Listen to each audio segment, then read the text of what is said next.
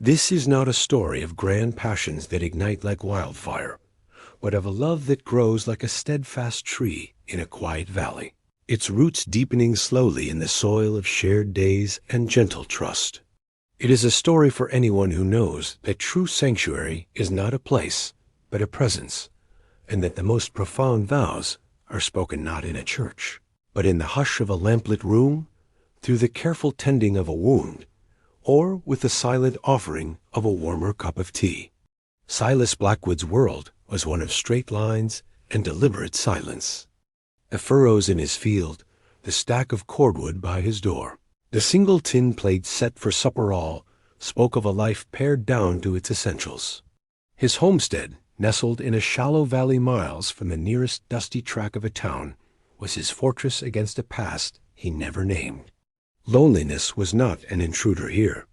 It was a resident, as familiar and constant as the weight of the summer heat.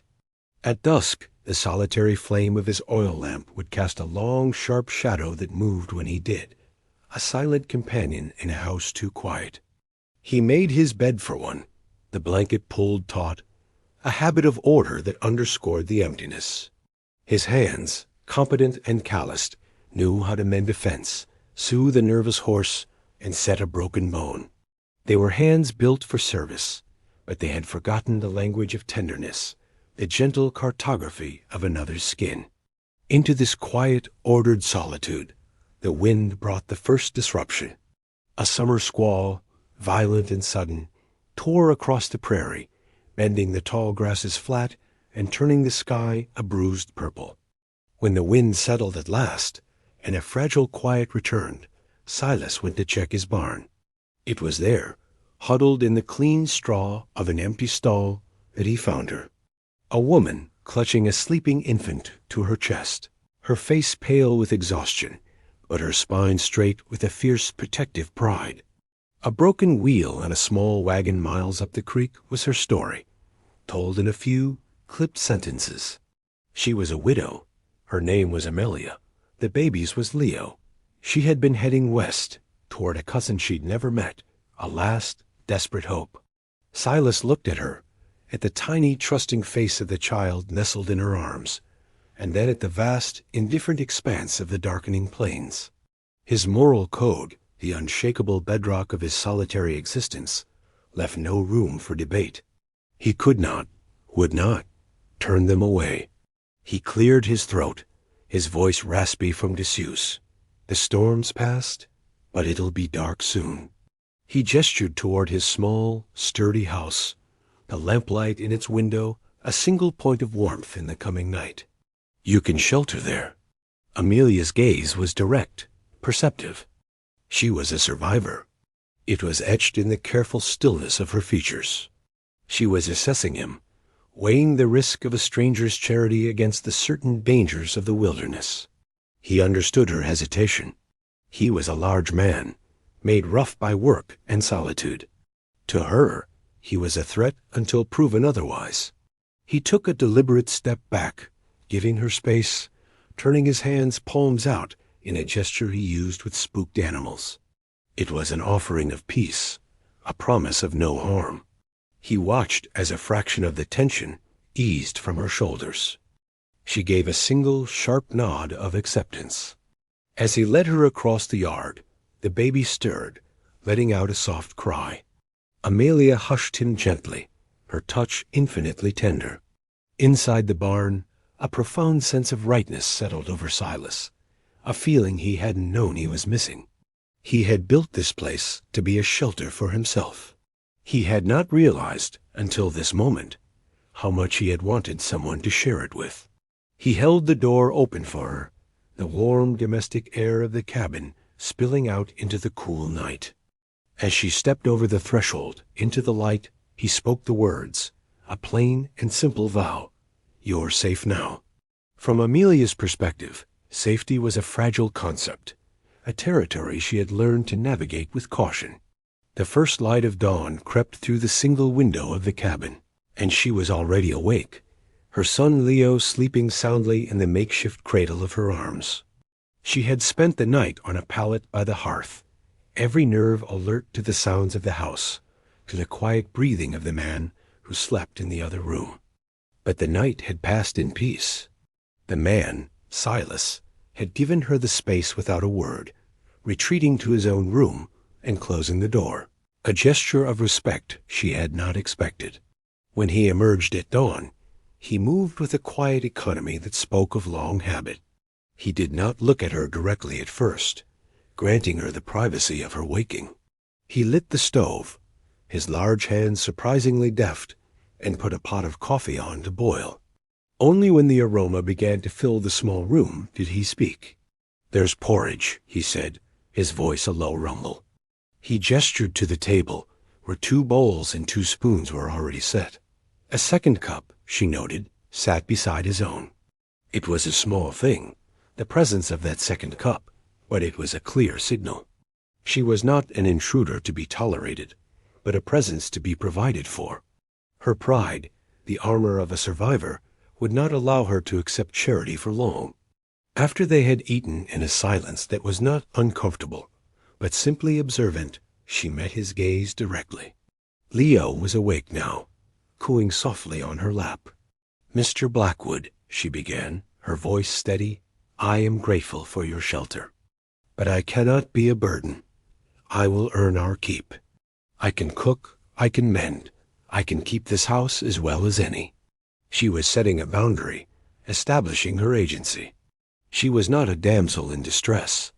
She was a partner in a practical arrangement. Silas considered her for a long moment, his expression unreadable. He gave a slow nod. "The arrangement is acceptable." From that moment, a new rhythm began to establish itself in the quiet house.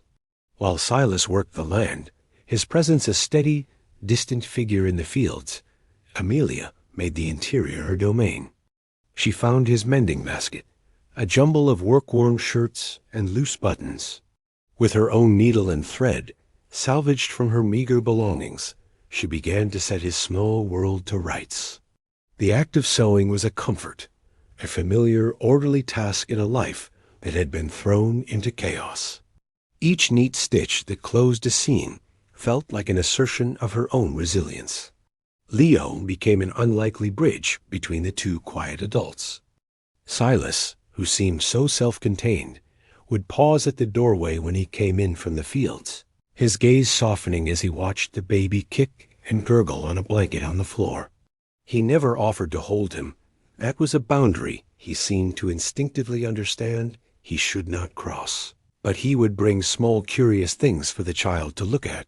A smooth gray river stone, a brightly colored feather, a sprig of wild mint.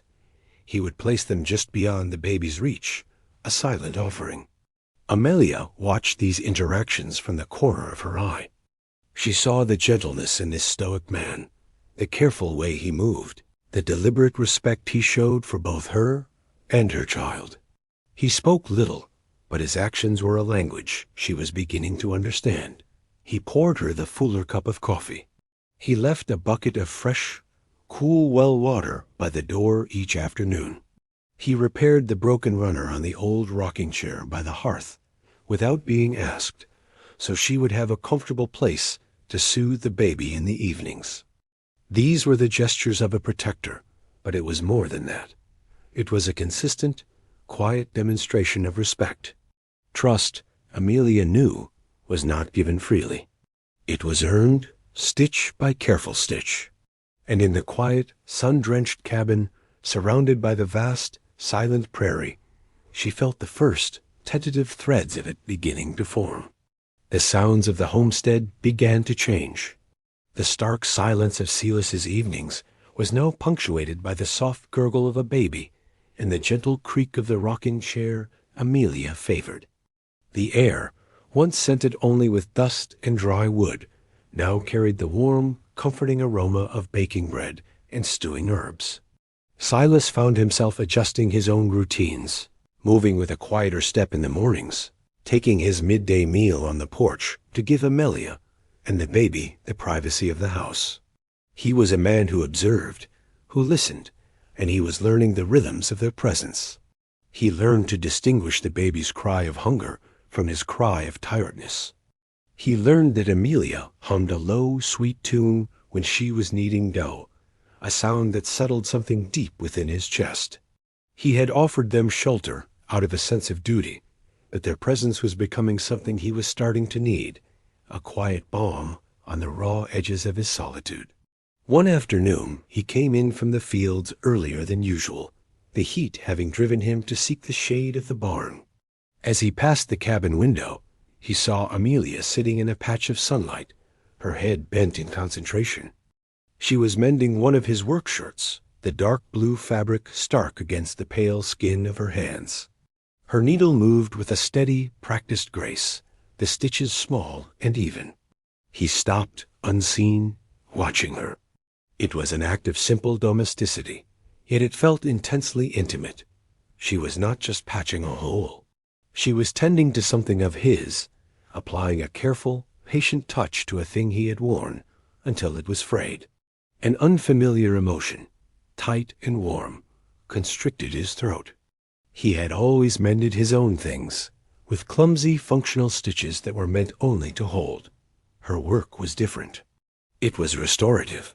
He felt a powerful, inexplicable urge to go to her, to lay his hand over hers, to feel the life and warmth in her fingers. The impulse was so strong it startled him. He backed away from the window, his heart hammering against his ribs. He retreated to the cool, dusty interior of the barn, his hands clenching and unclenching at his sides. He did not understand this feeling, this sudden, sharp longing. It was a vulnerability he had not allowed himself in years. He stayed in the barn until his pulse had settled, until the sun had dipped lower in the sky. When he finally went inside, the shirt was folded neatly on the table, the mended sleeve almost indistinguishable from the original fabric. Amelia was by the hearth, rocking Leo, her face serene in the growing twilight. She did not mention the shirt, and neither did he. But the unspoken acknowledgment of the act hung in the air between them. It was a new thread in the tapestry of their arrangement, a strand of tenderness woven into the practical fabric of their days. That night, he found himself scanning the dark corners of the cabin, not for threats as he usually did, but reading her for signs of need or discomfort. His role as protector was subtly shifting. It was no longer a general duty to a stranger in need, but a specific personal drive to ensure the comfort and safety of this woman and her child. The guardedness in his heart was beginning to give way to a deep, resonant yearning, a quiet, but persistent ache for a connection he hadn't known he was capable of. A few weeks after their arrival, the late summer heat gave way to a series of cool, rain-swept nights. It was on one of these nights that Leo developed a fever. His fretful cries, sharp and pained, cut through the quiet rhythm of the house, pulling both Silas and Amelia from their sleep. Amelia was already by the hearth when Silas emerged from his room, her face etched with worry in the flickering firelight as she tried to soothe the crying child. "He's burning up," she said, her voice tight with fear. "I've sponged him with cool water, but it's not helping." Silas, who had doctored countless sick animals, felt a surge of calm competence take over. He moved to the hearth and gently placed the back of his hand on the baby's forehead. The heat was alarming. "Willow bark," he said, his voice low and steadying. "It brings a fever down." He moved to a small, dry goods box in the corner, retrieving a small bundle of dried bark shavings. As he prepared a simple tea, steeping the bark in hot water, he spoke more than he had in all the weeks she had been there. He told her how to recognize the signs of a fever breaking, how to keep the baby hydrated with small sips of water. His laconic speech gave way to a stream of practical, comforting information. His quiet capability was a rock in the turbulent sea of her fear. They spent the night together by the fire, a shared vigil. Amelia rocked the baby, murmuring soft words of comfort, while Silas kept the fire fed and administered small spoonfuls of the bitter tea to Leo. Sometime in the deep, dark hours before dawn, they sat in a companionable silence, watching the child's small chest rise and fall.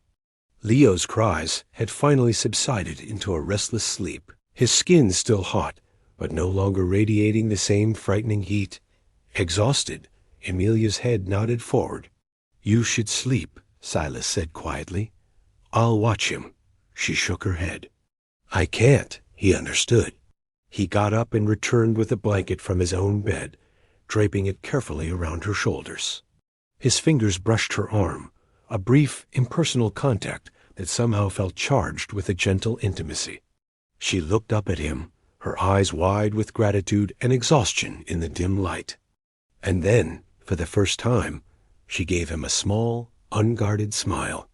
It was a fragile thing, but it transformed her weary face, lighting it from within. "Thank you, Silas," she whispered, his name sounding soft and natural on her lips. The sound of his own name, spoken with such genuine warmth, landed squarely in the center of his chest. He could only nod in response, his throat suddenly tight. He returned to his seat across the hearth, his heart beating a slow, heavy rhythm. He had seen her proud, her perceptive, her resilient. But that small, fleeting smile was a glimpse of a different Amelia, a woman of warmth and gentle light. As the first gray light of morning filtered into the room, Leo's fever finally broke. A fine sheen of sweat covered his small body, and his breathing eased into a deep, peaceful rhythm. The crisis had passed. The shared worry and the quiet collaboration of the long night had forged a new, stronger bond between them. They had faced a small darkness together and emerged into the light. As Amelia finally drifted into an exhausted sleep in the rocking chair, Silas watched over her and the child, a feeling of profound belonging settling over him. This small found family, brought together by a storm, had weathered another one, and in doing so had become something more. The rains passed, but a lingering dampness remained in the air, a cool precursor to the coming autumn. The nights grew colder, and the simple pallet by the hearth, once adequate, now felt exposed to the drafts that crept under the cabin door. Silas noticed the change immediately.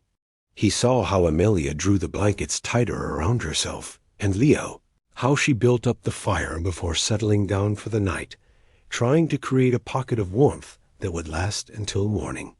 He would lie in his own bed, in the relative warmth of his enclosed room, and listen to the soft sounds of her restless shifting, the quiet murmur as she soothed Leo back to sleep. The knowledge of their discomfort was a thorn in his side.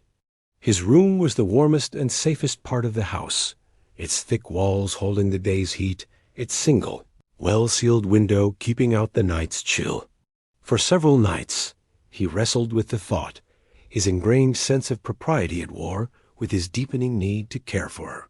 To invite her into his room, into his bed, was a monumental step, a crossing of a boundary that could shatter the fragile trust they had built.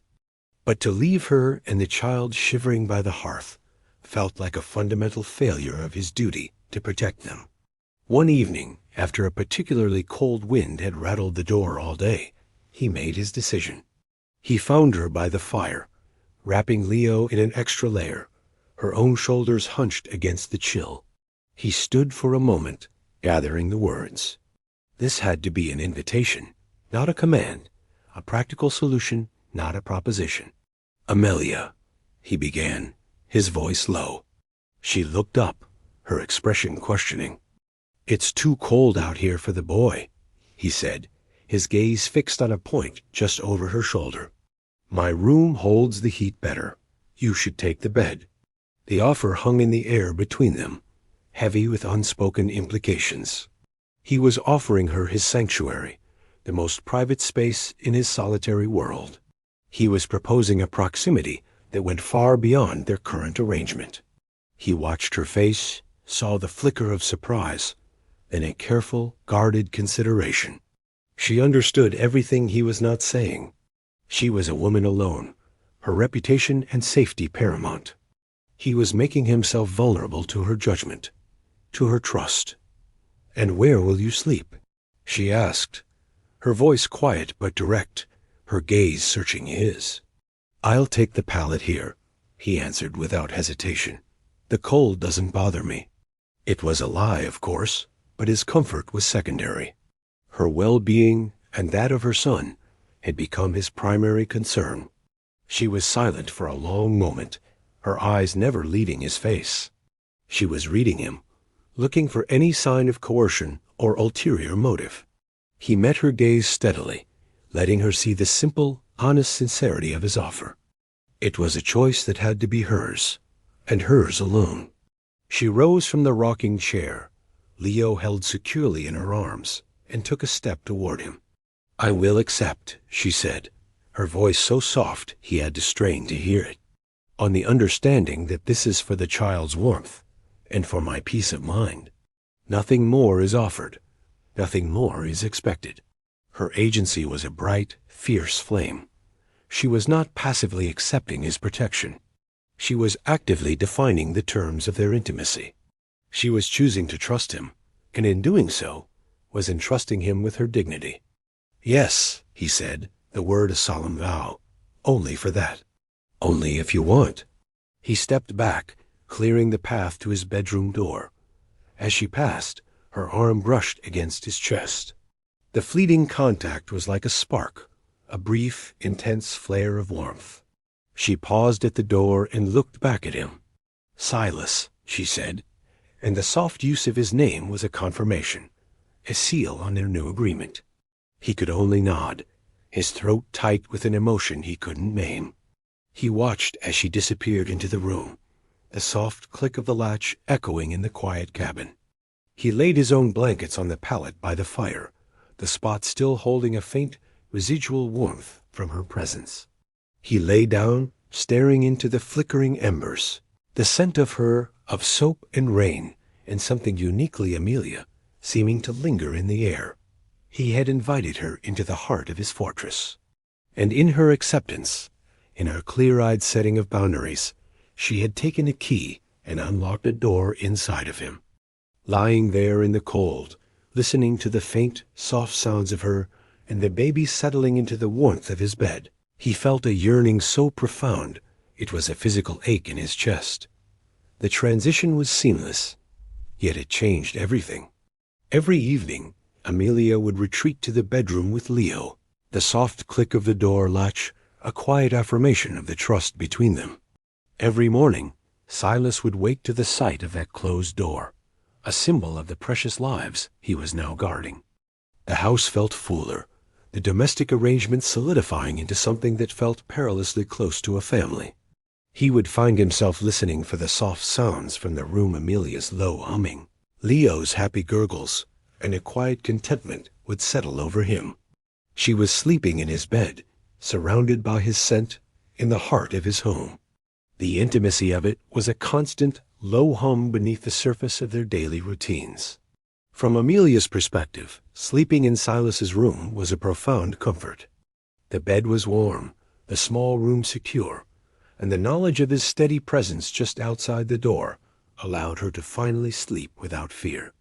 She was surrounded by the subtle, clean scent of him, of dry wood, fresh air, and lye soap that clung to the blankets and the rough-hewn walls.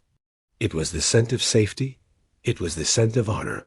She found one of his shirts, left behind in a chest, and would hold it to her face some nights, breathing in that quiet reassurance. Her trust in him was no longer a tentative, fragile thing. It was a solid, anchoring weight in her chest. She had chosen to accept his care, and he had honored her terms with a quiet reverence that humbled her. This deepening of their closeness was not lost on her. She found herself watching him more, noticing the small details, the way the sun crinkled the corners of his eyes when he looked toward the horizon, the gentle way his large hands could repair a delicate toy for Leo, the quiet patience with which he listened to her talk about her day.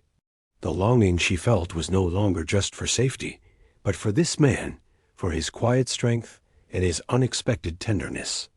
One afternoon, as she was tidying the room, she found a small, worn wooden box tucked away in the back of a drawer. Her curiosity got the better of her. Inside, there was no treasure, only a handful of dried wildflowers, brittle with age, and a single, faded tintype photograph of a woman with a sad, tired smile. She knew, instinctively, that this was his mother. She closed the box gently, a pang of sorrow for the lonely boy he must have been echoing in her own heart. The discovery was a glimpse into the guarded fortress of his past, a hint of the wounds that had shaped his stoic honor. That evening, as they sat in the quiet of the main room, a comfortable silence settled between them. She wanted to ask him about the photograph, to invite him to share that part of himself. But she knew that, like all things between them, the choice to open that door had to be his. Instead, she spoke his name softly into the firelit room. Silas. He looked up from the harness he was mending, his gaze questioning. "I'm glad the storm brought us here," she said, the simple admission feeling as momentous as a declaration.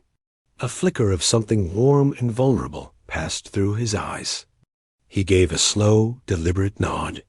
"Me too," he said, his voice low. It was enough. It was everything. In that quiet exchange, another vow was made. A vow to remain. Not because of obligation or necessity, but because of a mutual unspoken choice. The practical arrangement had blossomed into a partnership, and the guardedness that had defined their first days together had finally, fully, given way to a deep and abiding trust. The quiet sanctuary of the homestead was inevitably breached by the outside world. A trip to the settlement for flour and salt brought them under the scrutiny of an entitled rancher named Jedediah Brant.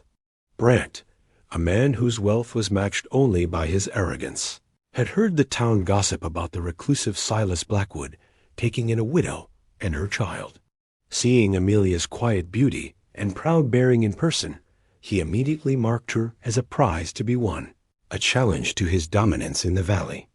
Brant approached them outside the general store, his smile oily and his eyes dismissive of Silas.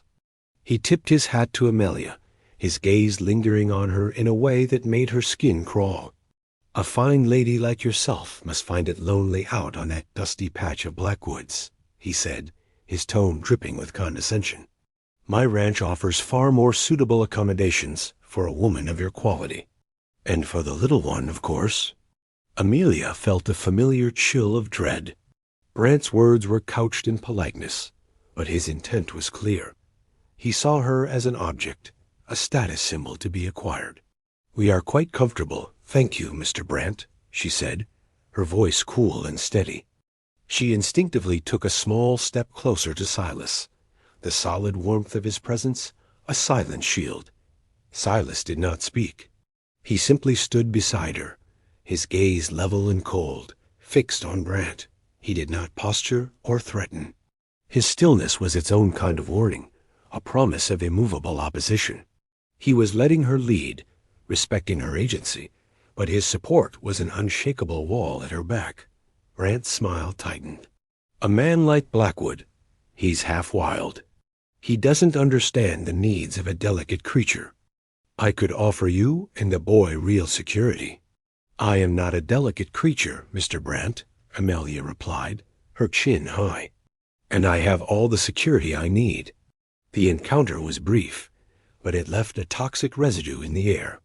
On the silent wagon ride back to the homestead, Amelia's hands were clenched tightly in her lap.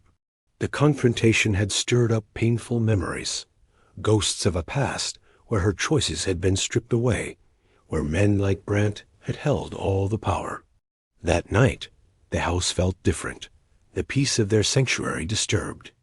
After she had put Leo to sleep in the bedroom, she came out to find Silas sitting at the table, staring into the flame of the lamp. The silence in the room was heavy, thick with unspoken thoughts.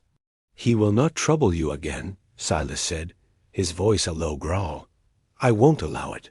"It's not him," Amelia whispered, her voice trembling slightly. "It's the memory of men like him." The confession was an open door, an invitation into the shadowed corners of her past.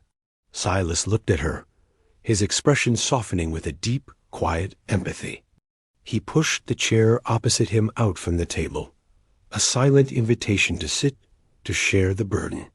She sat, and in the warm, flickering glow of the single lamp, she began to speak. She told him of her late husband, a man whose gentle nature had been a balm, but whose early death had left her at the mercy of his family.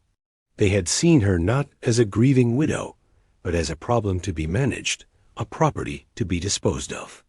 They had tried to force her into a new marriage, with a man much like Brant, a man who valued control over affection, ownership over partnership. Her flight west was not just a journey toward a distant hope, but a desperate escape from a life of coercion. As she spoke, Silas listened. He did not interrupt, did not offer solutions. He simply provided the profound healing gift of his focused, unwavering attention. He was seeing her, not just as the survivor who had stumbled into his barn, but as the woman who had fought for her own autonomy, who had chosen dignity over a gilded cage. He was bearing witness to her story, and in his quiet presence, she felt the old wounds begin to lose their power. After Amelia's story had settled in the quiet space between them, a new depth of understanding connected them. She had entrusted him with her vulnerability, and Silas felt an unspoken obligation to offer a piece of his own.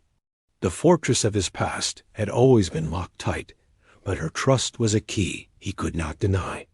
He rose from the table and went to the small wooden chest in the corner, the one she had seen in his room.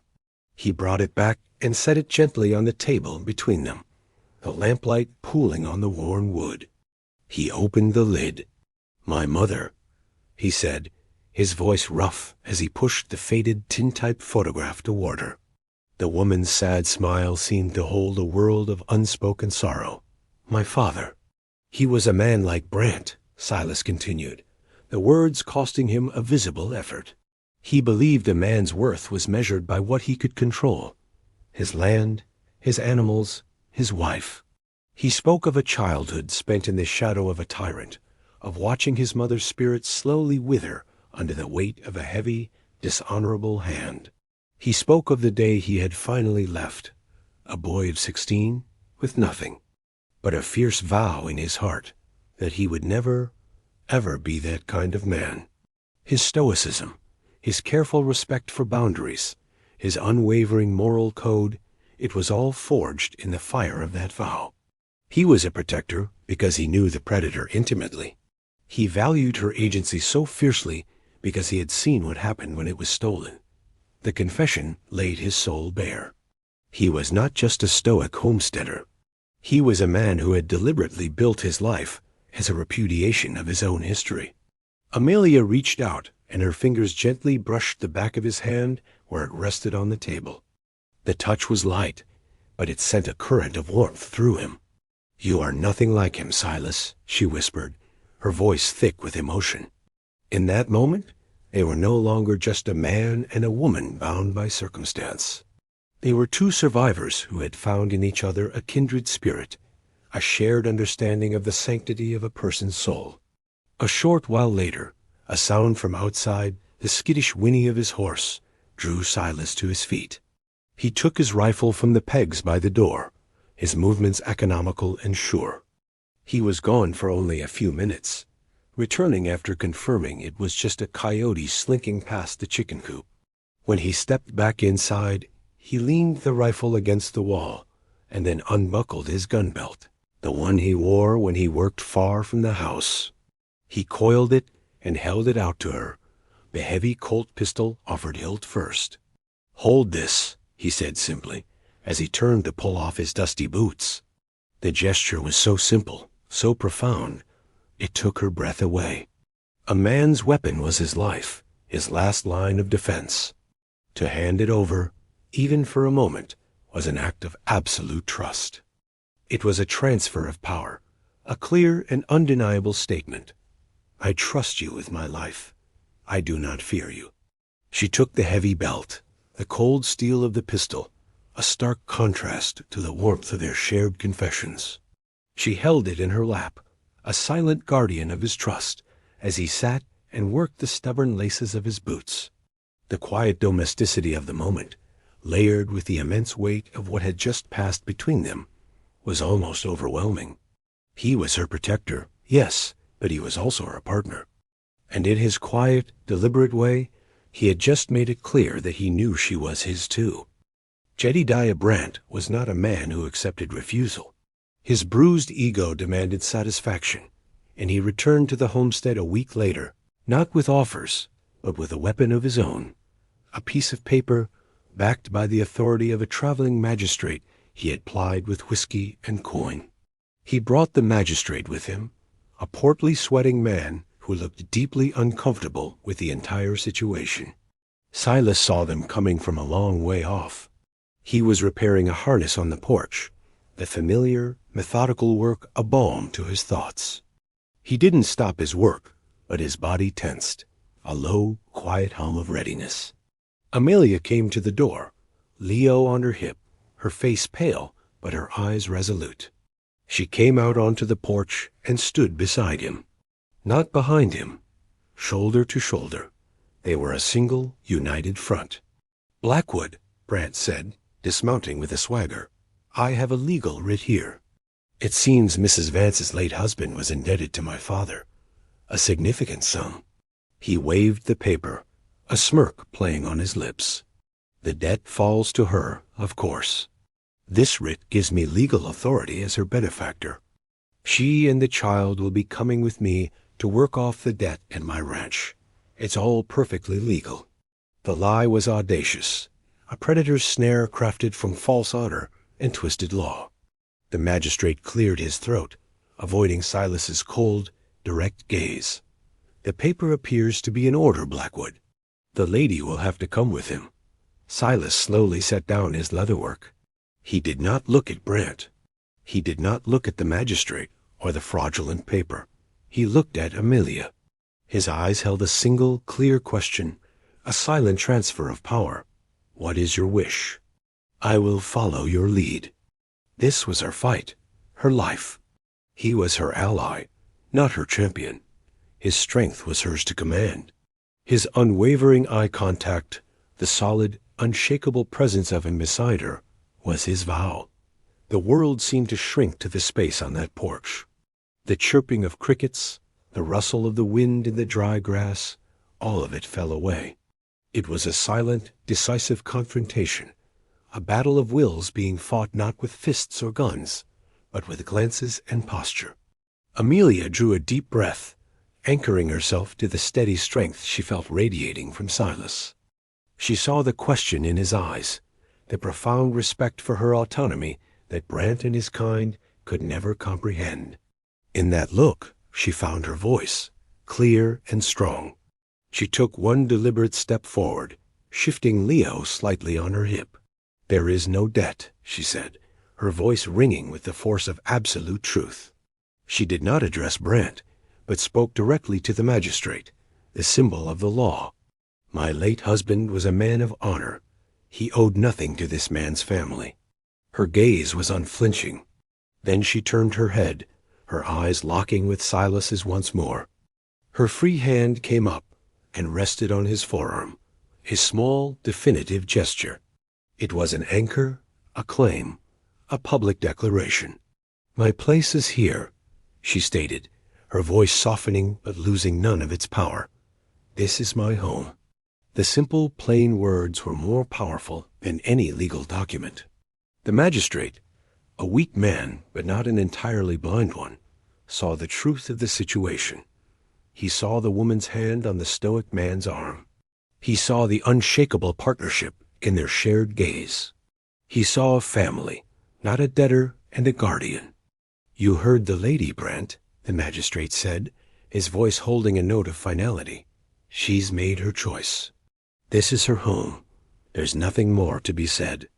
Brant's face turned a mottled red with fury. "This is an outrage. You will enforce the writ." "There's nothing to enforce," the magistrate mumbled, already turning back toward his horse, eager to be away. "It's her word against yours." Defeated and humiliated, Brant could only resort to empty threats. "You'll regret this, Blackwood," he snarled. Silas finally turned his full attention to the man, his eyes as hard and unforgiving as granite. "Go," he said. The single word was utterly devoid of heat, yet it carried the chilling weight of a death sentence. It was a promise of what would happen if Brant ever returned. Brant flinched as if struck. He mounted his horse and galloped away, the useless paper clutched in his fist. They stood together on the porch, Amelia's hand still resting on his arm, and watched until he was nothing more than a cloud of dust on the horizon. The threat was gone. They had faced it together and had won, not with violence, but with the quiet, unbreachable power of their bond. In the wake of the confrontation, the silence that fell over the homestead was not empty, but rich with the quiet hum of victory and relief. The tension of the past week drained away, leaving behind a new sense of peace, of permanence. The invisible walls of their practical arrangement had been demolished, and in their place stood the solid, named foundation of a home. That evening, a profound tenderness infused their every interaction. It was in the way Silas's eyes followed her as she moved about the cabin, a soft, protective warmth in his gaze. It was in the gentle way she spoke to him, her voice holding a new note of open affection. The aftercare for the emotional battle they had won came in small, quiet gestures. While preparing supper, Amelia was slicing carrots when the knife slipped, leaving a small, deep nick on her thumb. It was a minor wound, but she gasped, more from the lingering nervous energy of the day than from pain. Silas was at her side in an instant. He took her hand gently, his touch infinitely careful, and examined the cut. Without a word, he guided her to the water basin and washed the wound himself, his large, calloused thumb stroking soothingly at her skin. The simple act of him tending to her was so intensely intimate it made her heart ache. He was her protector, not just from grand threats, but from the small hurts of the world as well. He dried her hand with a clean cloth, and then, from her own mending basket, he took a needle and a fine, clean thread. "Hold still," he murmured, his voice a low rumble. She watched, mesmerized, as his hands, which could wield an axe or soothe a horse, performed the delicate task of stitching the small cut closed. His touch was sure and steady, his focus absolute. When he was done, he wrapped a clean strip of linen around her thumb, his fingers lingering on hers for a long moment. "Thank you," she whispered, her voice thick. He looked up, his eyes meeting hers, and for the first time she saw no guard, no stoic wall, only a deep open well of devotion. Later, as they sat at the table for their meal, the lamplight cast a warm, golden glow around them. Leo was asleep in the other room, and the house was peaceful. Silas, noticing her fumbling with her fork due to the bandage, wordlessly reached over and cut her salted pork into small, manageable pieces. The gesture was so natural, so deeply domestic, it felt more significant than 1,000 flowery compliments. It was an act of quiet service, his love language spoken fluently. She smiled, a soft, genuine smile that reached her eyes. In return, she speared a piece of roasted potato from her own plate and held it out to him. "You should eat, too," she said softly. He leaned forward and took the bite from her fork, his gaze never leaving hers. In the simple, shared act of feeding each other, a new covenant was sealed. They were no longer two separate souls navigating a shared space. They were a unit, a partnership, tending to each other's needs, both large and small. The fear and tension of the day had been washed away, replaced by a quiet, profound tenderness. The house was no longer just a shelter. It was a sanctuary they had defended and sanctified together. The passing of the conflict with Brant settled the last question between them. Their future was no longer a hazy, unspoken possibility. It was a tangible thing, a path they were already walking, step by steady step. The question was no longer if they would stay together, but how they would name the life they were already living. Their vows to each other were made not in words, but in the quiet daily rituals that defined their existence. It was in the way he started building a small addition to the cabin, a room just for Leo, a clear statement that he was building for a future that included them. It was in the way she took his mother's faded garden plot and began to turn the soil, planting hardy herbs and late-season roots, putting down her own literal roots into the land. One evening, Silas sat on the porch step, working on a small piece of wood. For weeks, in the quiet moments of twilight, Amelia had watched him carving, the knife in his hand, moving with a lover's care. Tonight, he was finished. He held it out to her. It was a small, exquisitely detailed mockingbird, its head cocked as if in song. The grain of the wood flowed perfectly along its wings. It was not a grand or expensive gift, but it was a piece of his heart, carved with his own hands. A mockingbird, he said, his voice low and a little rough. They choose one place and one mate, and they build a home there for life. They protect it with their song. Amelia took the small bird, its surface worn smooth and warm from his hands. Tears blurred her vision. The symbolism was so potent, so deeply felt, it left her breathless. He was telling her that she was his one place, his one mate, that this was their home. "It's beautiful, Silas," she whispered. In return, she had a gift for him. She had spent her own quiet hours restoring a tattered book she'd found on a high shelf, a journal, its leather cover cracked and its spine broken. He had told her once it was his father's, full of farm ledgers, but that he kept it for the few empty pages in the back. Using her finest thread and a piece of supple leather from her own worn travel bag, she had repaired the binding and reinforced the cover. It was an act of mending his past, of honoring the history that had made him, while preparing the book for a new story. She handed it to him. "For our ledgers," she said, her smile gentle. He took the journal, his thumb tracing the neat line of her stitches. He understood. He opened it to the first clean page at the back. He uncorked the ink pot on the small table and dipped the pen. In his careful, still developing hand, he wrote 2 words. Blackwood Homestead. He turned the journal so she could see. Then he dipped the pen again, and after the words, added a simple definitive phrase. Proprietors, Silas and Amelia. He had not just named their home.